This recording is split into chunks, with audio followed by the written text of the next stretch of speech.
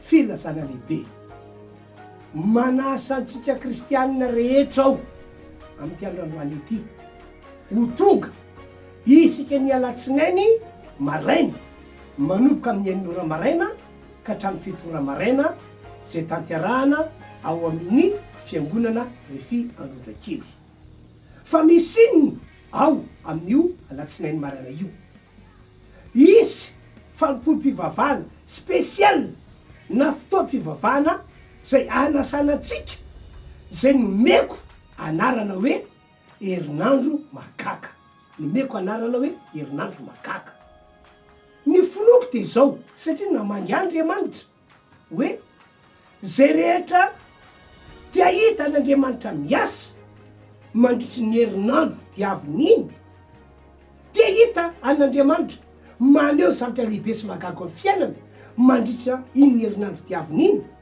de hoy iaho hoe andao atsoko daholo ny olona rehetra ho avy isika ny alatsinainy amin'ny enin'ora ka hatramin'ny fito ora ka hoy iaho hoe tongava tompoko tongavy ianareo aza tany manomboka amin'ny enin'ora kanefa ihany ko amin'ny fito ora tsy maintsy tapitra ny fotoana fiarana vavaka no ataontsika ao ka zay noko ary inono ihany ko de ho amarin'Andriamanitra herinandro mahagaga ka dia tongava tompoko ny toerana ao amin'ny fiangonana Refy Androndrakely mananteranao eo namiko eo naminay amin'io alatsinainy io samy tain'Andriamanitra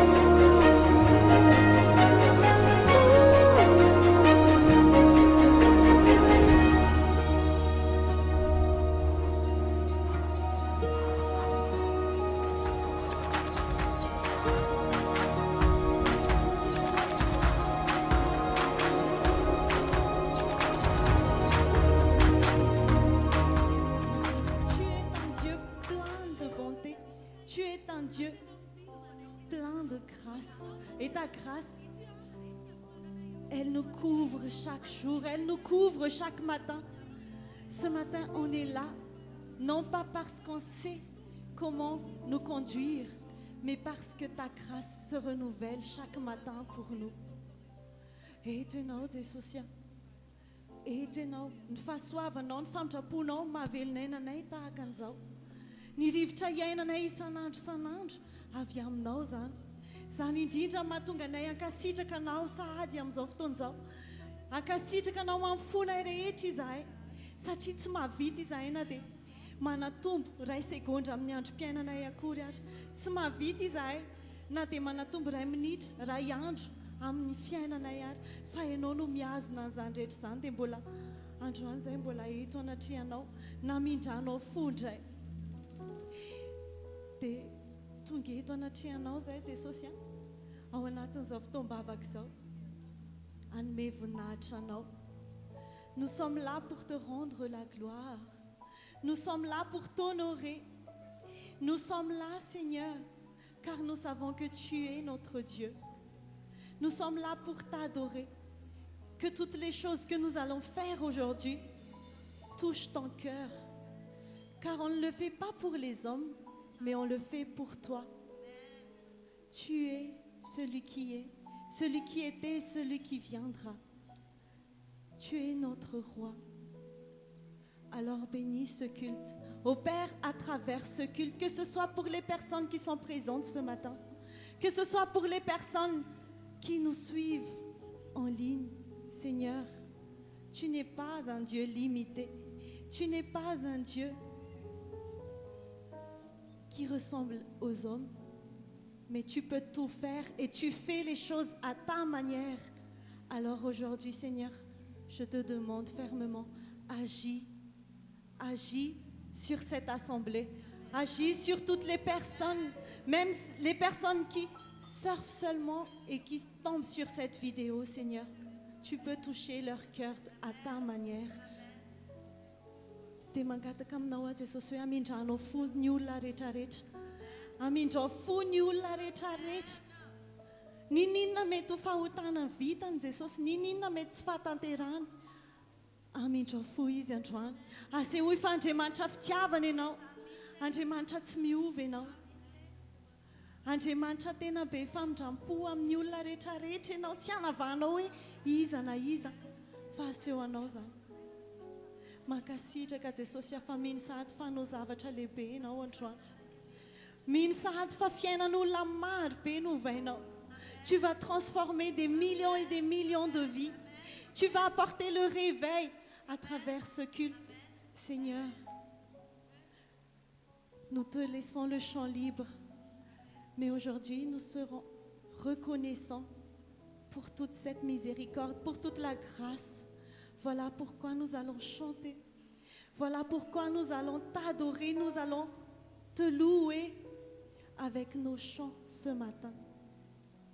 Dia iry izay androany satria fantatray Jesosy hoe ny famindram-ponao, ny fahasoavanao no mbola mahavelona anay. Miaina amin'izany isan'andro izay, miaina amin'ny famindram-ponao izay. Famindram-po izay miavao isan'andro. Satria ny famindram-ponao no tsy mahalandritra anay. Dia iry izay androany hoe miaina amin'ny famindram-ponao izay Jesosy.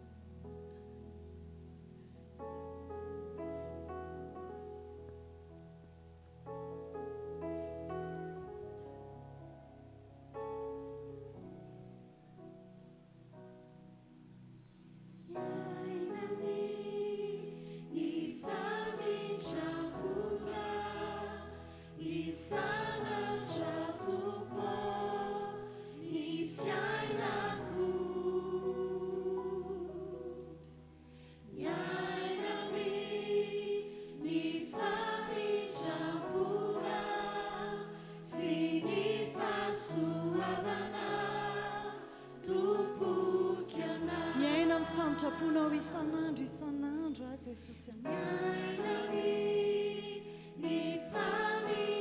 Tsy ny herin'ny tenako no mbola mahavelona anahy fa ny famindram-ponao.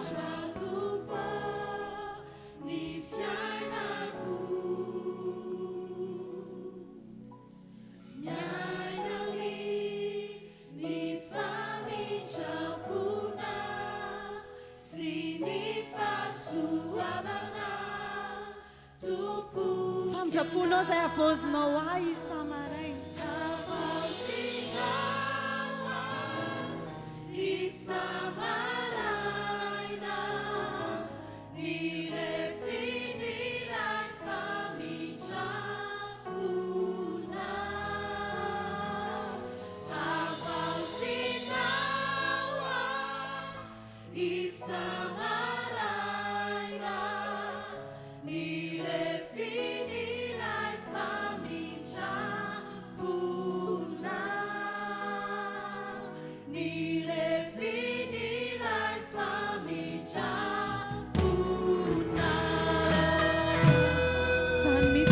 Sitraka Jesosy aho. Misaotra satria tsy mila mangataka akory izay dia efa omenao. Vao mifoha maraina izahay dia efa famindram-ponao manodidina anay.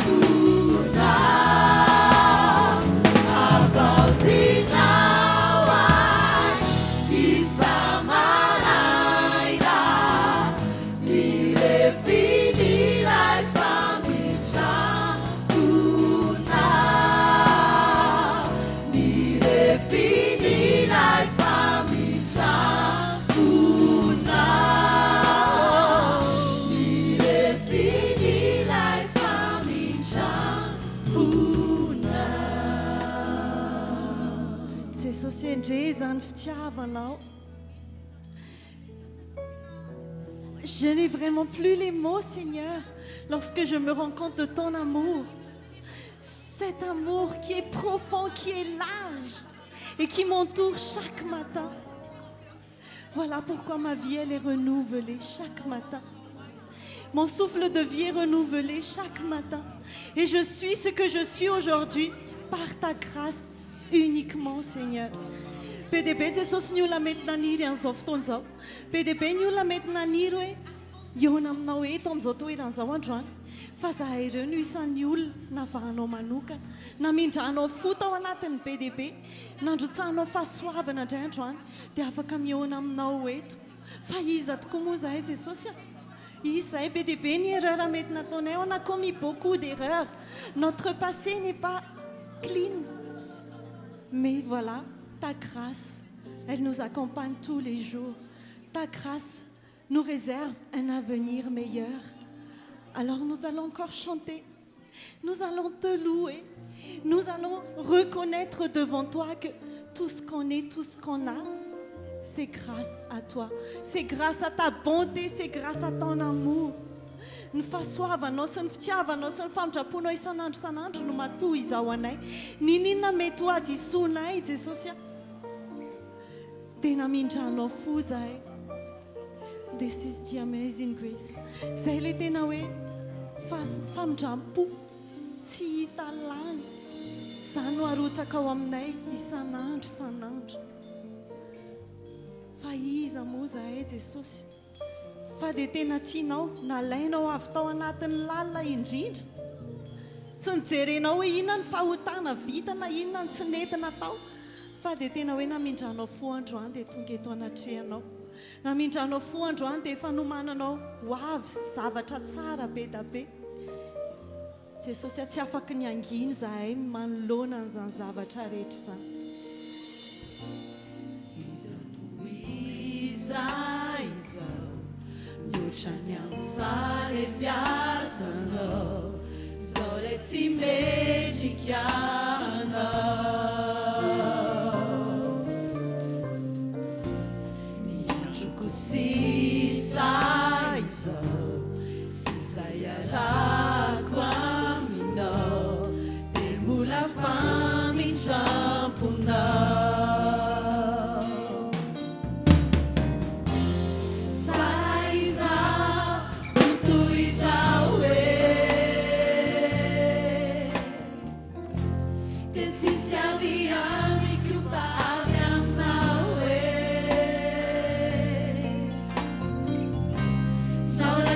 Sinuna le tao andavaky ny liona efa natsanganao ho zanaka.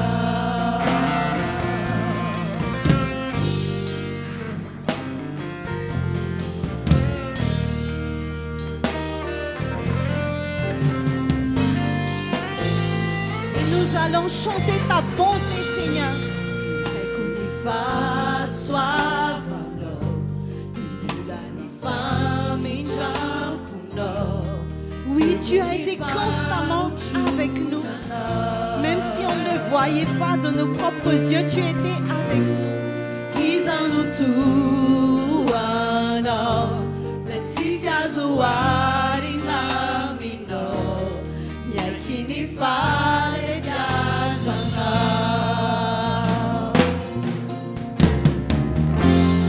Faraiza, Nutuizawe.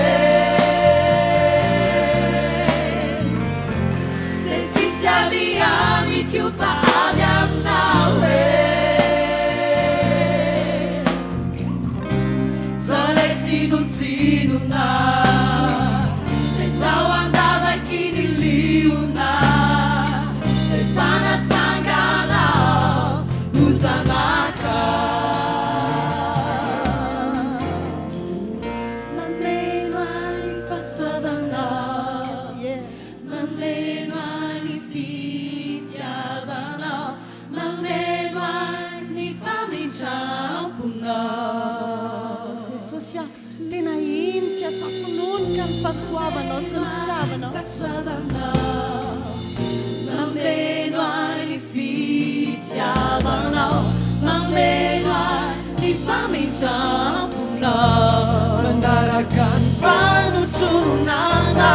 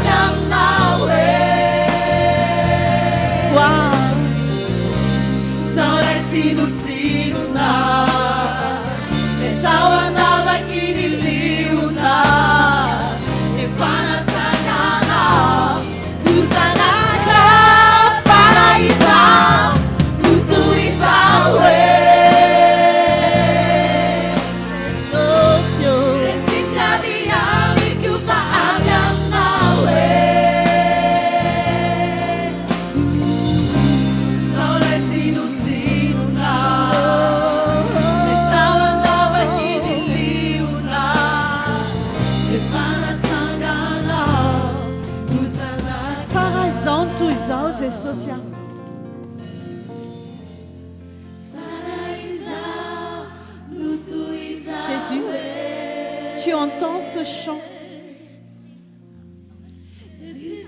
Toute ton assemblée est consciente, Jésus, que tout ce qu'il a aujourd'hui ne dépend pas de sa propre force, mais tout vient de toi. Toi qui pourvois à tout. C'est un gage de reconnaissance envers toi. Faraizao no tuizao.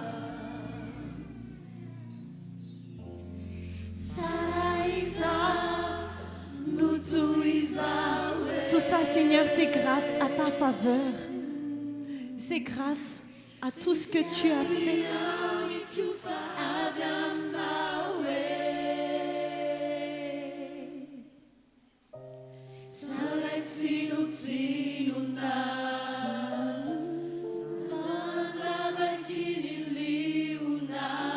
Tu m'as fait renaître de nouveau. Merci, Jésus.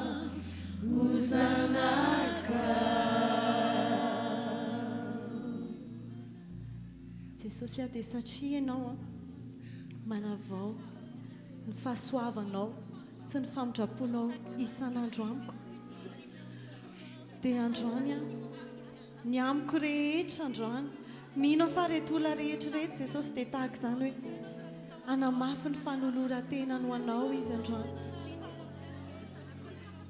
Mino fa tsapany Jesosy hoe rehefa miaraka aminao izy dia olona hafa mihitsy. Je suis sûre, Seigneur, que toutes les personnes qui sont présentes, elles sont convaincues que si ils sont vivants aujourd'hui, c'est pas par leur propre force, mais c'est grâce à toi. Et s'ils se séparent de toi, ils ne peuvent rien. Alors aujourd'hui, nous allons confirmer devant toi, devant ton trône, que nous sommes désormais à toi. Nous t'appartenons entièrement. Et aujourd'hui, nous sommes vraiment des personnes consacrées exclusivement à toi. Androany zay mihitsy no fanatitra velona eo anatrehanao Jesosy. Tena hoe ho anao zay dia ankasitrao satria mombanay rehetra dia atolotra ianao. Eto anatrehanao, eto anatrehan'ny seza fiandriananao no anoloranay ny mombanay rehetra ho anao. Tsy misy andrimbinana Tompo, tsy misy analana fa ny aminay rehetra manontolo dia anao avokoa. Anara-jianao zay. Tsy saraka aminao, tsy ala aminao, fa tena hiaraka aminao foana foana raha mbola velona koa.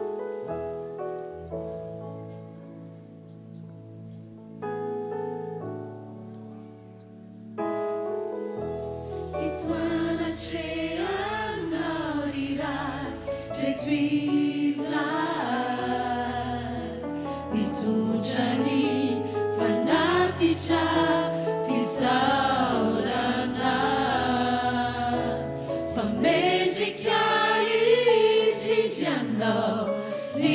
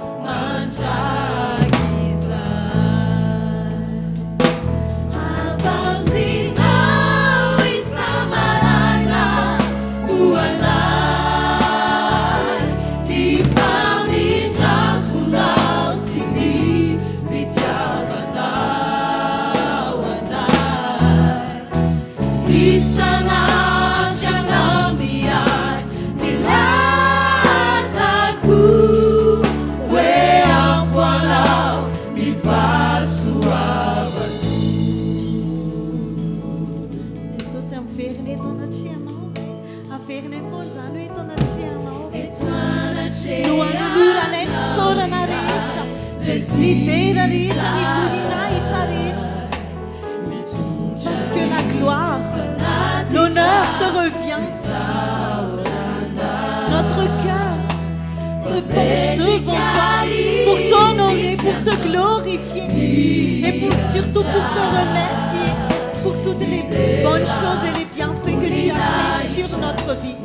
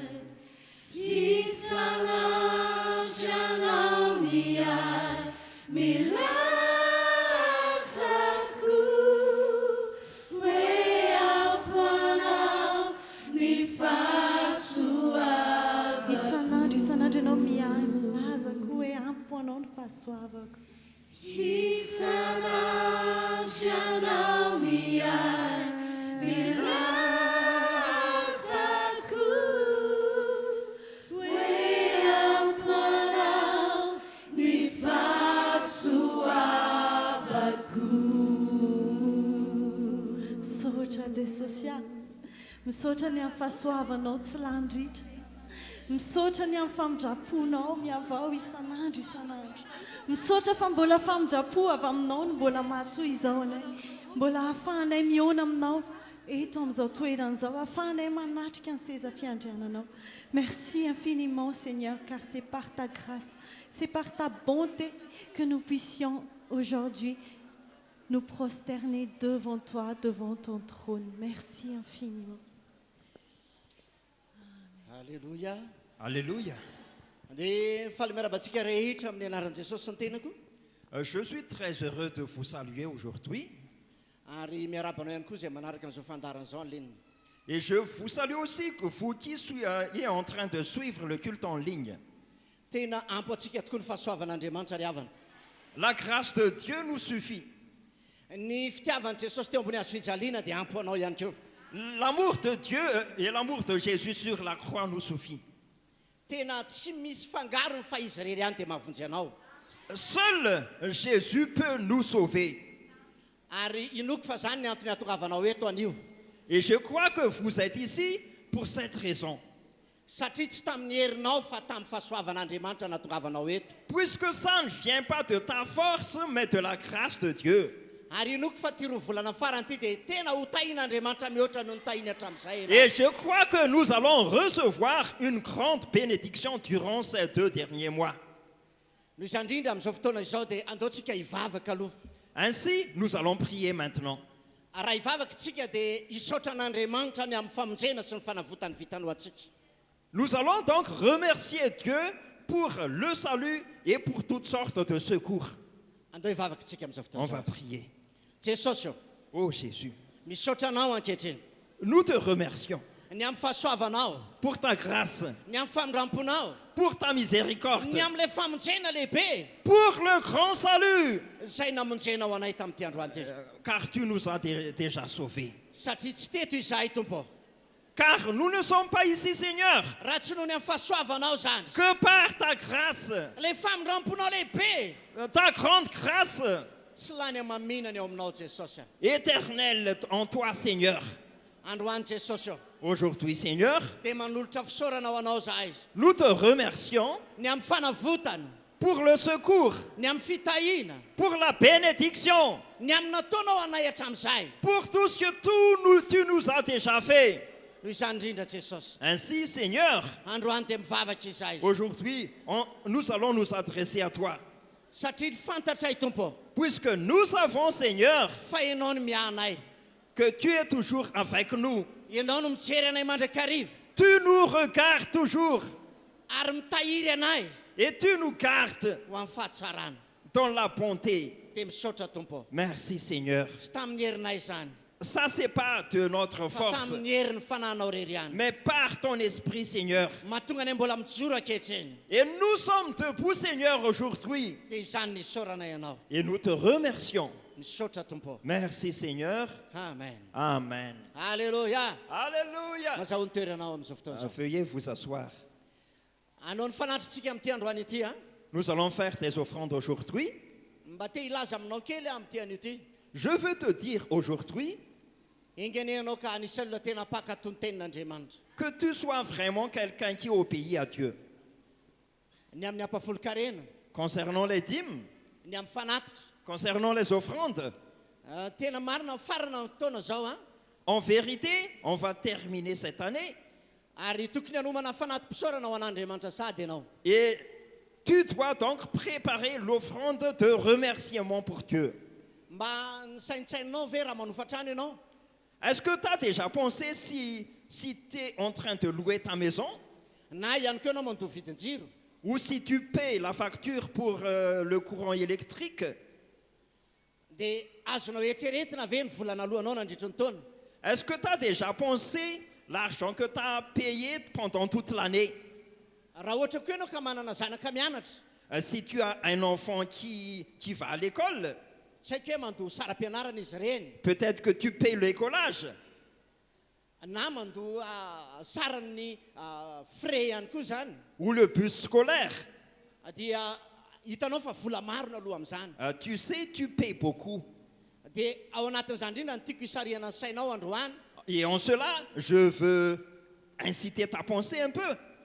Fa raha tsy maintsy mandoa fatrany ianao isam-bolana, Que si tu dois payer ta maison tous les mois, na ny saram-pianaran'ny mpianatra, ou les collages pour les enfants, na ny vidin-jiro ou la facture pour le courant, dia eritrereto fa mihoatra lavitra noho izany Andriamanitra. pense un peu que Dieu est plus que tout ça. Dia tena tokony hanome fisaorana an'Andriamanitra ianao. Donc, nous devons faire l'action de grâce pour Dieu. Tsy fantako hoe roviana ianao ny anatanteraka an'izany na roviana no mety fandara amin'ny fiangonana. Je ne sais pas quand est-ce que tu vas faire ça ou quand est-ce que l'Église va faire ça comme programme. Fa za te hitonanao hoe isam-bolana dia manaova fanatitra ho fisaoranao an'Andriamanitra. Mais je t'invite à donner de l'offrande ou l'action de grâce pour Dieu tous les mois. Satria ianao ohatrany tahaka an'ireny tsy maintsy mandona io fatranonao. Car tu es comme quelqu'un qui doit payer son loyer. Sy ny saran'ny fianarana. Et aussi l'écolage pour l'enseignement. Dia tomboka ianao androany. Je t'invite aujourd'hui. Fa ny masoandro tsy nandoavanao na ariary ary. Tu ne paies aucune somme pour le soleil. Na ny rivotra iainanao tsy nalohanao zany. Même l'air pour notre souffle de vie, rien à payer. Ary zany indrindra ny tokony hisaoranao an'Andriamanitra. Et voilà pourquoi nous devons remercier le Seigneur. Fa ny tenin'Andriamanitra dia milaza hoe inona reny avaloko an Jehovah ny amin'ny soa rehetra nataony tamiko. Car la parole de la Bible déclare que pourrais-je t'offrir pour les biens que tu nous as fait, Seigneur. Andao arintsika hanome ny fanatitra amin'izay. On va faire donc les offrandes. Ho maneny an-tananao ilay fanatitra Prépare les offrandes dia andaontsika hivavaka amin'ity et androany. on va prier. Dia ianao ny hivavaka izany. Merci beaucoup, Seigneur, puisque tu as béni cette église. La vie de cette église est entre tes mains. Merci pour tous les hauts faits que tu nous as déjà faits. Et merci pour les 2 derniers mois avant de clôturer cette année, Seigneur, puisque tu vas accomplir encore tes miracles, que ce soit sur le plan financier, que ce soit sur la vie de la famille, dans tous les aspects de notre vie, Seigneur. Tu vas réaliser nos désirs, le désir de cette église, et tu vas résoudre toutes sortes de problèmes. Alléluia. Merci, Saint-Esprit, car durant le moment de l'offrande et des dîmes, tu vas agir et tu vas faire des grandes choses. Au nom de Jésus, Amen. Dia mandrositsika izay mitondra ny ampahafolo-karena. Donc, nous qui apportons les dîmes, nous pouvons avancer. Dia avy eo tatazana ny fanatitra izany. Et après, on va collecter les offrandes. Dia mbola hanao hira fiderana ihany isika. Et en ce moment, on va faire la louange.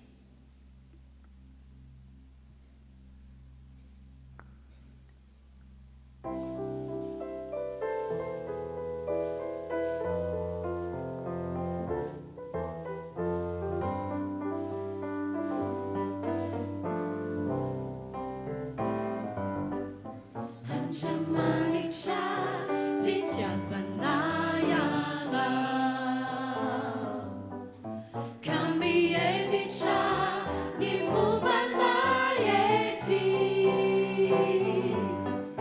Raha mifomanay na izay dia tsy afaka ambavanay hoe ampoanay ny fahasoavana.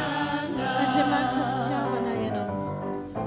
Andriamanitra fitiavana ianao, ka mihevitra ny mombanay ety. Raha mifomanay na izay dia tsy afaka ambavanay hoe ampoanay ny fahasoavana. Samaraina mibalika ny andronay ety, ianao no masoandro ny aviany.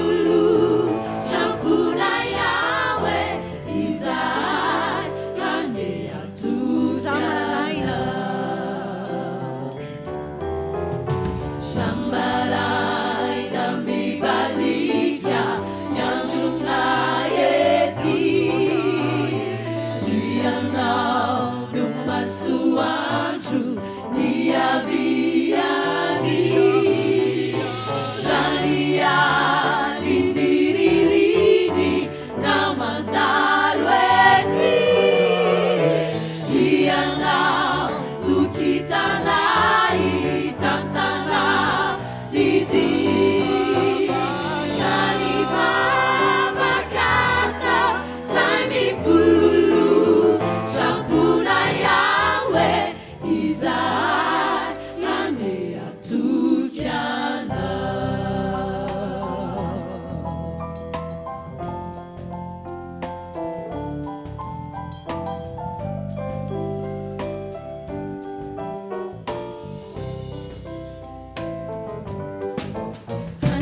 Anjamanitra fitiavana ianao Kami tantana ny dianay ety Zamandimby andro ny alina mbola tokana ny deranay hoe ampoanay ny fahasoavana Andriamanitra fitiavana ianao. Anjamanitra fitiavana ianao Kami tantana ny dianay ety Zamandimby ny andro ny alina mbola tokana ny deranay hoe ampoanay ny fahasoavana Zamaraina mibalika ny andronay ety Ianao no masoandro ny aviany Janiany ny ririny na mandalo ety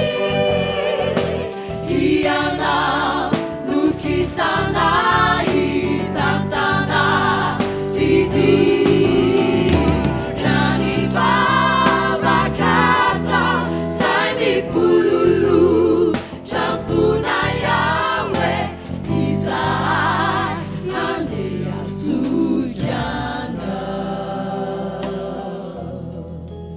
Acclamons fort pour le Seigneur.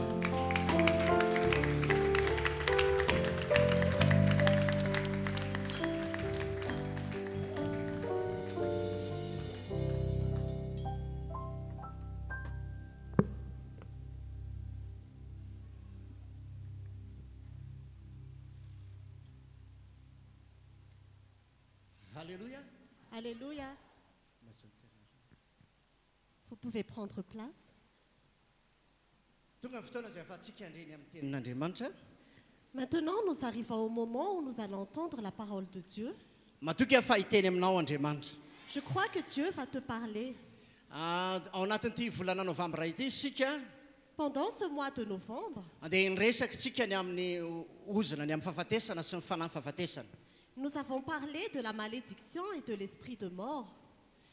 Androany dia toizantsika izany fampianarana izany. Aujourd'hui, nous allons continuer cet enseignement, Hoe avaiza marina moa ary inona no natonga an'izany fahafatesana izany. que d'où vient la source de cette mort. Fa mialohan'izay dia andao alohantsika hivavaka izany. Mais avant cela, nous allons prier. Andeha izy ny hivavaka. Prions. Seigneur, merci pour cet instant que tu nous donnes encore. Merci pour le privilège que nous avons d'entendre ta parole. Merci Seigneur parce que nous savons que tu as un message pour nous. Tu as un message pour chacun de nous.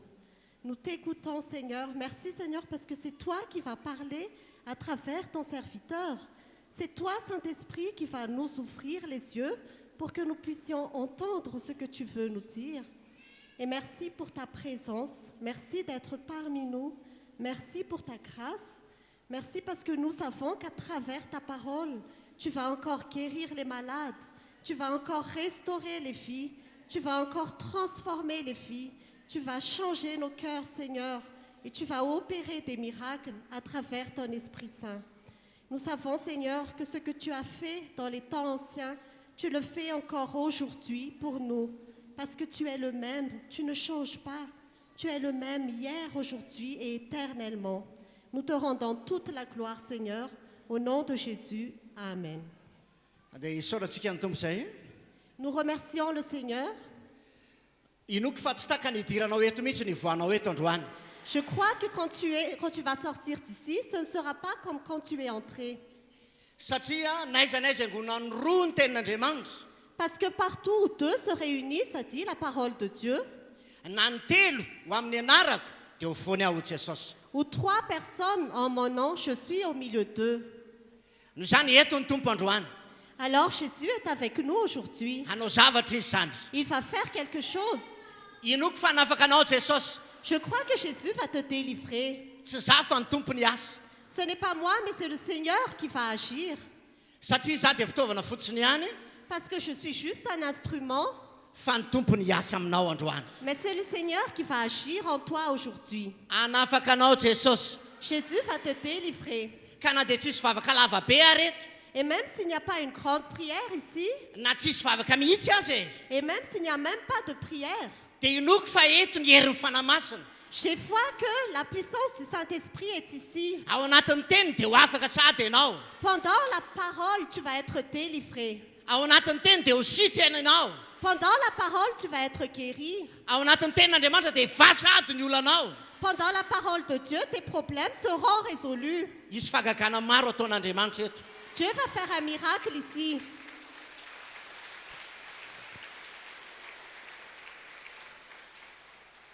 ny vava no nidira ny fanahy ny fahafatesana L'esprit de mort est entré par la bouche.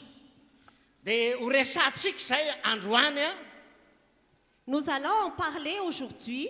dia ho fantatrao amin'izay nitondranao a ny vavanao manomboka izao Et tu sauras comment conduire ta bouche à partir d'aujourd'hui. raha iverina ny amin'ny genesis isika Si nous revenons dans Genèse, genesis toko fahatelo Genèse chapitre 3, manomboka amin'ny diny voalohany dia mifarantsika ny amin'ny diny fahenina verset 1 jusqu'au verset 6.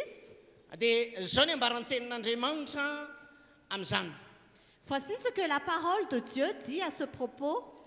dia ovakitsika amin'ny anaran'i Jesosy a ny teny Nous allons lire la parole au nom de Jésus. ary menarana ozy dia fetsolono ny biby rehetra any an-tsaha izay nataon'i Jehovah Andriamanitra dia hoy izy tamin'ny rahavehivavy hay efa nataon'Andriamanitra hoe aza hinananareo ny azo rehetra eo amin'ny saha fa hoy rahavehivavy tamin'ny menarana ny voan'ny hazo eo amin'ny saha dia azona hinanana ihany fa ny voan'ny hazo eo avoan'ny saha kosa no efa nataon'Andriamanitra hoe aza hinananareo na tendrenareo zany fandrao maty ianareo ary hoy ny menarana tamin'ny rahavehivavy tsy ho faty mihitsy ianareo fa fantatr'Andriamanitra fa amin'izay andro hinananareo azy dia ahiratra amin'ny masonareo ka ho tahaka an'ireo Andriamanitra ianareo halala ny tsara sy ny ratsy ary rehefa hita ny rahavehivavy fa tsara ho fihinana ny hazo sady mahafinaritra ny maso ary azo mahatsiritra hampahendry dia nanitaza ny voniny ka nihinanany ary nomeny koa ny vatany izay niaraka taminy ka dia nihinana izy Le serpent était le plus rusé de tous les animaux sauvages que l'Éternel Dieu avait fait. Il dit à la femme, Dieu a-t-il vraiment dit, vous ne mangerez aucun des fruits des arbres du jardin? La femme répondit au serpent, nous mangeons du fruit des arbres du jardin. Cependant, en ce qui concerne le fruit de l'arbre qui est au milieu du jardin, Dieu a dit, vous n'en mangerez pas et vous n'y toucherez pas, sinon vous mourrez. Le serpent dit alors à la femme, vous ne mourrez absolument pas, mais Dieu sait que le jour où vous en mangerez, vos yeux s'ouvriront et vous serez comme Dieu. Vous connaîtrez le bien et le mal. La femme vit que l'arbre était porteur de fruits bons à manger, agréable à regarder et précieux pour ouvrir l'intelligence. Elle prit de son fruit et en mangea. Elle en donna aussi à son mari qui était avec elle, et il en mangea. Hitantsika amin'izany fa niara-ninana izy mivady. Nous avons vu que les deux ont mangé. Tia metra-panontaniana aminao aho hoe inona eo amin'ny tenanao no misakafo a izany. J'aimerais te poser une question. Qu'est-ce qui est dans ton corps qui fait cela? Inoko fa ny vavantsika rehetra no miara-mihinana. Je pense que c'est nos bouches qui mangeons. Fa tsy mbola nisy mihitsy hoe tany amin'ny sofina izy ny nihinana. Mais ça n'arrive pas que quelqu'un mange à travers ses oreilles. Tena tsisy mandrakizay ngam'izany. Cela n'arrivera jamais. Noho izany indrindra dia rehefa niteny Andriamanitra fa ny azo avon'ny sa dia tsy azo ny Atamaseva hinanana. Alors, quand Dieu a dit que Adam et Ève ne peuvent pas manger de l'arbre qui est au milieu du jardin, Fa ny azo amin'ny sa rehetra azo ny hinanana ihany. mais les autres arbres, ils peuvent en manger les fruits. Ny mahavariana dia tsy mety afa-po mihitsy ny zanak'olombelona. Ce qui est étonnant, c'est que les hommes ne peuvent pas être satisfaits. Nini nataon'Andriamanitra dia ohatry hoe tsy mahafa-po ny olona izany foana. Quoi que Dieu fasse, personne n'est jamais satisfait. Ry havana azo roa ihany ankeny tsy azo ny hinanana tao amin'ny sa Edeny e. Bien-aimés, il s'agissait seulement d'un arbre qu'ils ne pouvaient pas toucher dans le jardin d'Éden. Dia ny azo fahalalana ny tsara sy ny ratsy. C'était l'arbre pour la connaissance du bien et du mal. Dia ny anankiray kosa ny azonaina izany. C'était l'arbre de vie aussi. Dia rehefa nihinana n'ilay hazo fahalalana ny tsara sy ny ratsy Atamaseva, Et quand Adam et Ève ont touché à l'arbre de la connaissance du bien et du mal, dia nisoron'Andriamanitra tao koa ny azonaina. Dieu a aussi enlevé l'arbre de vie. Ry havana andao mba ezaky no afa-po amin'izay hitondran'Andriamanitra antsika. Bien-aimés, essayons d'être satisfaits de la façon dont Dieu nous conduit. Inoko fa afa-po zao ianao no nanaovan'Andriamanitra anao lahy na ho vavy. Je pense que tu es satisfait si Dieu t'a fait homme ou femme. Rehefa lahy ianao dia maneke hoe lehilahy ianao. Si tu es un homme, accepte d'être un homme. Rehefa vehivavy ianao dia maneke hoe vehivavy ianao. Si tu es une femme, accepte d'être une femme. Noho izany indrindra rehefa netaon'Andriamanitra hoe aza hinanana le azo avon'ny sa dia tokony tsy nihinana izy.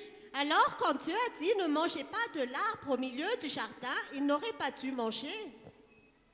Fa naninaka izy mbola nihinana ihany. Mais pourquoi ils ont quand même mangé? Satria tsy mety afa-po ny olombelona. Parce que l'homme ne peut pas être satisfait. Fa ianao izay tonga eto androany dia inoko fa afa-po amin'izay hitondran'Andriamanitra anao ianao. Mais toi qui es ici aujourd'hui, je crois que tu es satisfait de ce que Dieu fait pour toi. Ary rehefa mahafaly anao ny fitondran'Andriamanitra anao dia anao zavatra lehibe aminao Andriamanitra. Et si tu es content de la façon dont Dieu te conduit, Dieu va faire de grandes choses dans ta vie. Tsy sarotra ny mandresy ny ozy ny fahafafatesana. Ce n'est pas difficile de vaincre la malédiction de la mort. Fa rehefa manaiky izay lazain'Andriamanitra ianao dia resy io. Mais quand tu acceptes ce que Dieu dit, tu peux le vaincre. Ry havana ny vava tsy natao hitenenana fotsiny fa natao hinanana ihany keo. Bien-aimé, la bouche ne sert pas seulement à parler, mais aussi à manger. Fa zao zavatra mitsanga. Mais voici ce qui s'est passé. Tamin'ny alalan'ny voankazo ray monja, voankazo ray ihany dia tafiditra ny fahafatesana. À travers un seul fruit, seulement un fruit, la mort est arrivée. Ny vokatry ny nanany Atamaseva zany. Parce que Adam et Ève ont mangé cela. Dia nio tsara izay hohaninao manomboka izao. Écoutez bien ceci aujourd'hui. Eritrereto tsara mihitsy izany manomboka izao. Pensez bien à ce que vous mangez à partir d'aujourd'hui. Mba hainao moa hoe raha tsy nihinana an'io zany Atamaseva dia inona ny zavatra nitsanga dia eto ambony tany. Est-ce que tu sais ce qui serait arrivé sur terre si Adam et Ève n'ont pas mangé ce fruit? Dia inoko fa nisy fiainana feno sady tsara teto amin'ity zao tontolo izao ty. Je pense qu'il aurait eu une vie pleine d'abondance sur cette terre. Faharoa manarakaraka an'izay dia izao. Deuxièmement, Aza miendry izay lazainy Satana zany ianao. n'écoute pas ce que Satan dit. Ary aza miresaka amin'ny akory. Ne lui parle même pas. Be dia be ny olona amin'izao vanim-potoana izao a mandeha miresaka amin'ny devoly. Plusieurs personnes actuellement écoutent ce que le diable dit. Mahavariana C'est étonnant. satria ny antony dia izao hoe raha manofa izy ka nahita n'ilay bebe any tamin'izany hony. raha nanofo izy ka nahita n'ilay bebeany tamin'izany fotoana izany Parce qu'en ce temps-là, il avait rêvé. io bebeany io izay efa maty efa ela C'est une personne qui était déjà morte depuis longtemps. dia nanofo nahitan'io izy Et une personne a rêvé qu'il a vu cette femme. dia neveriny fa namangy azy maty Et il a pensé que le mort l'a visité. ary raha nanofo izy fa niresaka tamin'io mihitsiny Et il pense qu'il a vraiment parlé à cette personne. dia neveriny fa tena niresaka taminy izy Et il pense que cette personne a discuté avec lui. tiako milaza aminao fa devoly zany J'aimerais te dire qu'il s'agit du diable. aza manaiky an'izany ianao N'accepte pas cela. raha tsy niresaka tamin'ny menarana akory zao eva Par exemple, si Ève n'avait pas parlé au serpent, dia tsy nisy zao fahafatesana zao il n'y aurait pas eu la mort. ory avanao mba hainao moa hoe ny menarana ny tsara tarehy indrindra tamin'izany fotoana zany Bien-aimé, est-ce que tu sais que le serpent était le plus beau en ce temps-là? ary izy koa ny endry indrindra tamin'ny biby rehetra Il était aussi le plus sage de tous les animaux. aza mieritreritra ianao hoe nandady nikisaka izy tamin'izany fotoana zany Ne pense pas qu'il rampait en ce temps-là. fa saingy zao hoe noho ny vokatry ny nataony nahavoasazy azy ka nikisaka izy Mais c'est à cause de ce qu'il a fait qu'il était puni et il rampait. jereo tsara ny baiboly fa zany ambaran'ny tenin'andriamanitra Regarde bien la Bible, mais c'est ce qui est écrit. fa nakaendrik'ilay bebeany mihitsy ny devoly Mais le diable a pris la forme de sa grand-mère mba hahafahany miditra miresaka aminy pour qu'il puisse discuter avec la personne. niditra tao amin'ny menarana ihany koa satana mba nahafahany niditra sy niresaka tamin'ilay vehivavy dia antsoina hoe eva Le diable est aussi entré dans le serpent pour qu'il puisse parler à la femme appelée Ève. oh ry avanao aza manaiky mihaino redirediny devoly tsony Bien-aimé, n'acceptez pas ce que le diable dit. fotoana enonao an'andriamanitra izao C'est le moment d'écouter Dieu. raha tsy niresaka akory eva dia resy ny fahavalo Si Ève n'avait pas parlé, l'ennemi aurait été vaincu. mety misy fotoana ngamba ny everiny olo fa miavinavina ianao raha hanao toy izany Peut-être que les gens pensent que tu es orgueilleux si tu fais ainsi. fa nefa ny za te ilaza aminao hoe misy mihitsy ny fotoana tokony tena tsy henonao nizany izy Mais je te dis qu'il y a vraiment un moment où tu ne dois écouter personne. fa mety hamitaka anao zany rehetrarehetra zany Parce que cela peut te tromper. fa andriamanitra ihany no henonao Mais écoute seulement Dieu.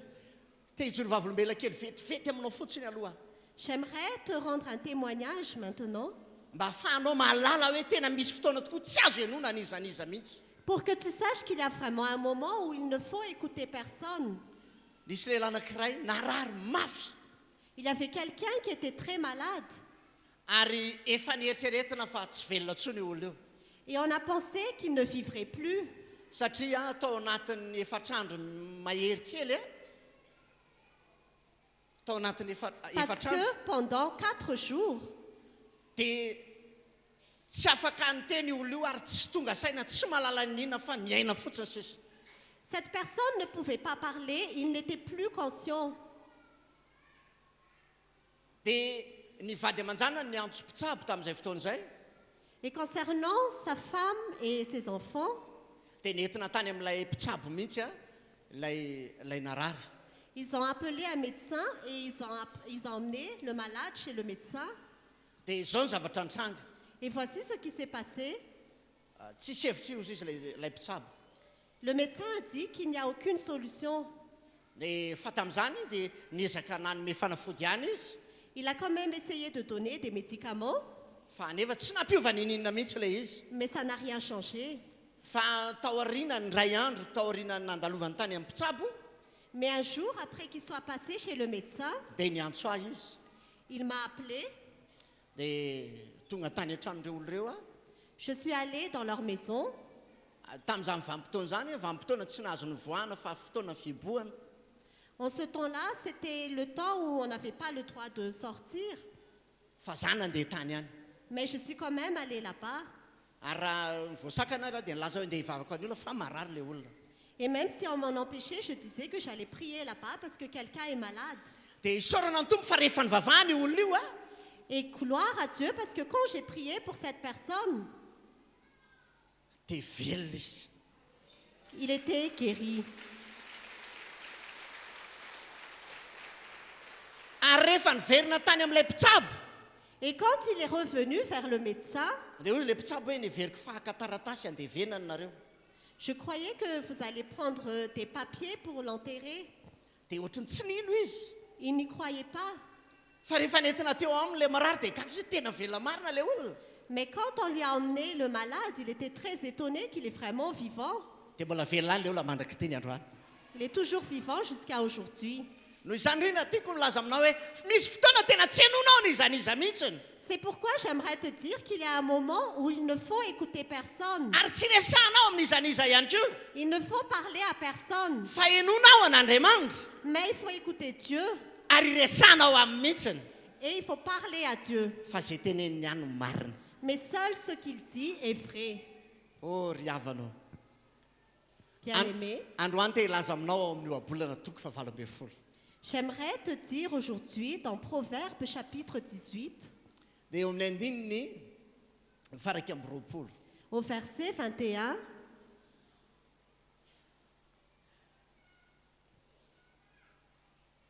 dia izao ny ambarany tenin'andriamanitra voici ce qui est écrit dans la parole de Dieu.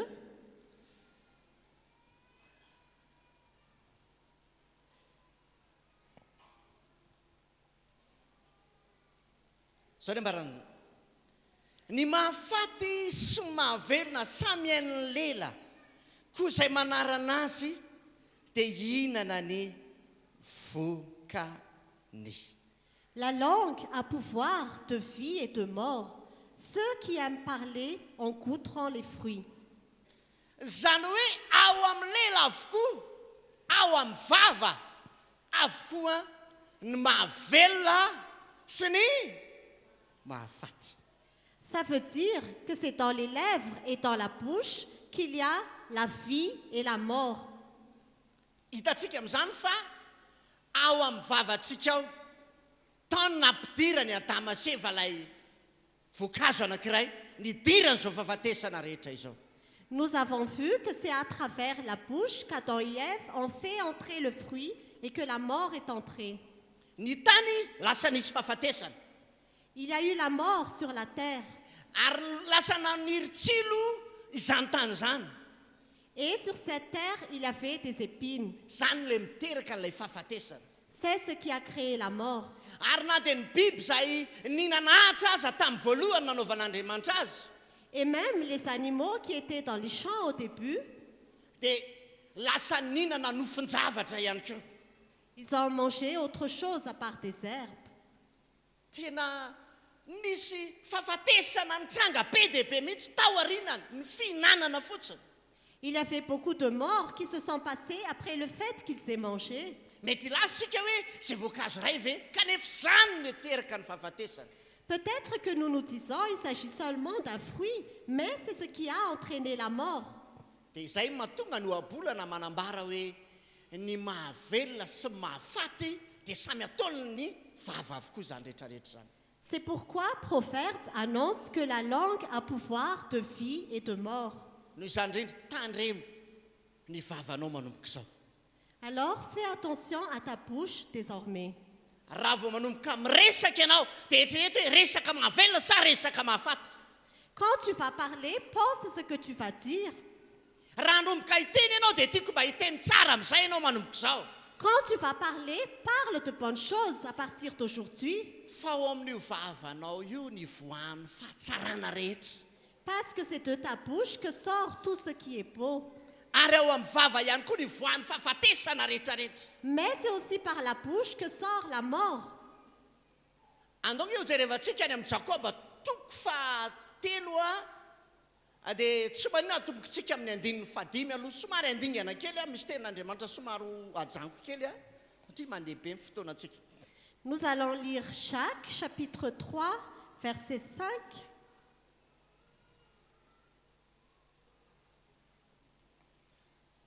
jakoba zafady jakoba toko fahatelo dia eo amin'ny andininy fadimy zany Jacques chapitre 3, verset 5. ozy izy dia toy izany koa ny lela ratsana kely izy kanefa mirehareha fatratra ino fiavovon'ny antontakazo aretry ny afikely ary afo ny lela dia afaratsiana tsy talany eo amin'ny momba ny tenatsika dia ny lela no mampetipetina ny tena rehetra ka mampirehitra izao zavatra ary rehetra izao sady arehatry ny helo izy fa folaka avokoa ny karazan'ny biby dia rehetra sy ny vorona sy ny biby mandady sy mikisaka mba ny any an-dranomasina eny voafolaky ny olombelona ireny fa tsy misy olona mahafolaka lela zavatra tsy manam-pijanonana izy sady feno ody mahafaty. De même, la langue est un petit membre et elle peut se vanter de grandes choses. Voyez comme un petit feu peut embraser une grande forêt. La langue aussi est un feu, c'est le monde de la méchanceté. Ainsi, la langue se trouve parmi nos membres. Elle souille tout notre corps et enflamme le cours de notre existence, étant elle-même enflammée par l'enfer. Toutes les espèces de bêtes, d'oiseaux, de reptiles et d'animaux marins peuvent être domptées et ont été domptées par l'homme. La langue, en revanche, aucun homme ne peut la dompter. C'est un mal qu'on ne peut pas maîtriser. Elle est pleine d'un venin mortel. Arak'izany indrindra dia hitanao fa ao aminy misy ny fahafatesana. Alors nous voyons que c'est dans la langue qu'il y a la mort. Rehefa dinianao io zavatra ambaran'i Jakoba io Quand nous observons ce que Jacques a écrit, dia manambara mihitsy Jakoba fa tena zavatra afokely fotsiny izy. Jacques a annoncé qu'il s'agit tout simplement d'un petit membre. Ka na dia atotakazo misavovona lehibe mihitsy aza ozy izy Et même s'il y a une grande forêt, dia arehetry ny afokely fotsiny izy dia mirehatra. ce petit membre qui ressemble à un petit feu peut l'embraser. Ry havanao ohatr'izany ny lelantsika. Bien-aimé, la langue ressemble à cela. Mamotika tsy talany ny vava zany. La langue sort de la bouche et peut détruire. Androany tonanao amin'ny anaran'i Jesosy mihitsy aho hoe aza mieritreritra ianao hoe any amin'ny toeran-kafa ny misy ny lelanao. Aujourd'hui, j'aimerais te dire au nom de Jésus, ne pense pas que c'est ailleurs que se trouve ta langue. Tsy hoe eo amin'ny tapikandronao zany na any arinany ambadiky ny sofinao any Ça ne se trouve pas sur ton front ou derrière tes oreilles, fa eo amin'ny vavanao ny ahitanao azy. mais elle se trouve sur ta bouche. Raha diniana izy dia izy ilay fitaovana anankiray ahafahantsika mandreny tsirokanina tsara indrindrany. Si nous regardons bien, c'est à travers la langue que nous pouvons goûter Ars- les bonnes choses. Ary zay no nahatonga ny Eva nahita fa hoe matsiriritra mate hihinana ilay izy. C'est pour ça que Ève a vu que cela lui donnait envie de manger. Tia nandrana ny tsiro ny Eva. Elle voulait en goûter le fruit. Fa tsy fantany faravona nandrana ny tsiro izy ka naheno ny tsiro le izy ny lelany. Mais elle ne savait pas que quand elle a goûté cela et que sa langue a senti le goût de cela, Dia teo amin'izay niditra ny fahafatesana. c'est là que la mort est entrée. Dia izany indrindra mahatonga ny Jakoba miresaka an'izany resaka izany ankehitriny. Et c'est pour ça que Jacques a parlé de cela maintenant.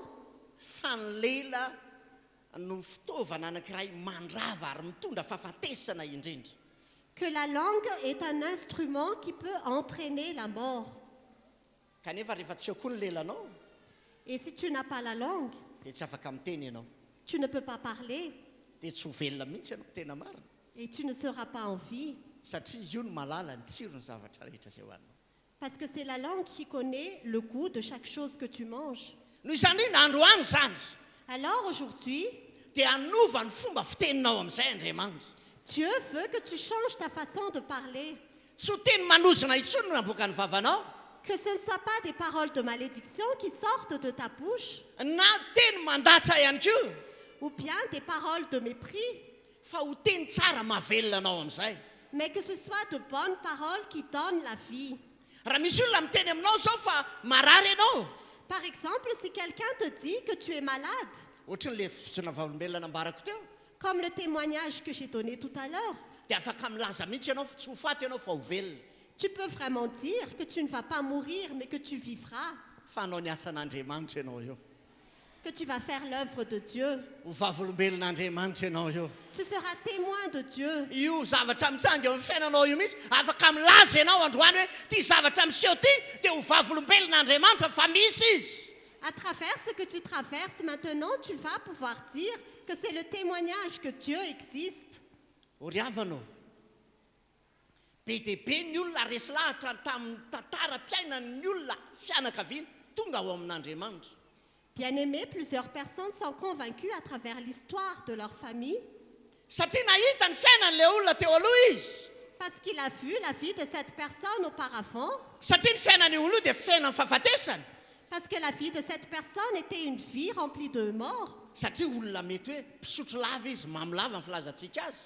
Peut-être que c'est quelqu'un qui buvait tout le temps et qui était alcoolique. Fa rehefa nanangana an'izany olona izany Andriamanitra Mais quand Dieu a relevé cette personne, dia tsy nitsotro an'izany tsony izy.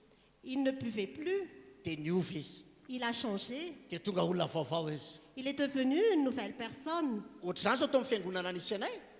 C'est comme ça dans l'église où j'étais.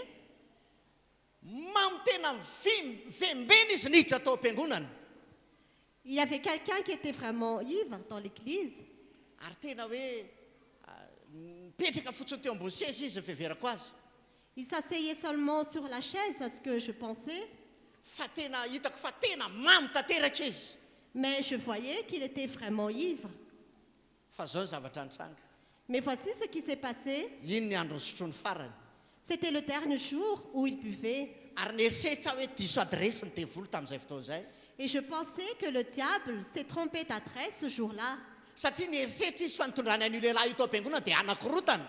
Parce qu'il pensait qu'il emmenait cet homme à l'église pour faire des désordres. Fa rehefa tonga tao am-piangonana io lehilahy io dia nipetraka tsara izy. Mais quand cet homme est arrivé à l'église, il s'est assis tranquillement Satria nahery ny asan'ny fanahy masina tao am-piangonana. parce que la puissance du Saint-Esprit a agi dans l'église. Dia mipetraka tsara izy. Et il s'est assis tranquillement. Tsisy fanakorotana natao na dia kely azany. Il n'y avait aucun désordre. Fa isaorana ny tompo vonjen'izany lehilahy zany. Et que Dieu soit remercié, cette personne était sauvée.